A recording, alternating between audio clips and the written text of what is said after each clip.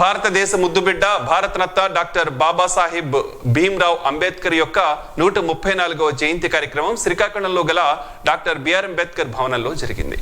జయంతి ఈ వేడుకల సందర్భంగా ఆనాడు స్వతంత్రం కోసం పోరాడిన స్వాతంత్ర సమరయోధుల పోరాట ఘట్టాలకు సంబంధించి కార్యక్రమాలను ప్రముఖ దినపత్రికలో భారతదేశ 75వ స్వతంత్ర సంబరాలను భారత అమృత స్వర్ణోత్సవాలుగా భారత ప్రభుత్వం నిర్వహించిన సందర్భంలో వచ్చిన ఆర్టికల్స్ ని తిరిగి పుస్తకాలుగా తయారు చేసి గౌరవ కేంద్ర రాష్ట్ర మంత్రులు కింజరాపు రామ్మోహన్ నాయుడు, కింజరాపు అచ్చెన్నాయుడు, శ్రీకాకుళం శాసనసభ్యులు గుండు శంకర్రావు, జిల్లా కలెక్టర్, జిల్లా ఎస్పీ చేతుల మీదుగా బ్రాహ్మణ తర్ల ప్రభుత్వ హై స్కూల్ మరియు కాలేజీ లెక్చరర్ వారికి వారి విద్యార్థులకు అందజేశారు.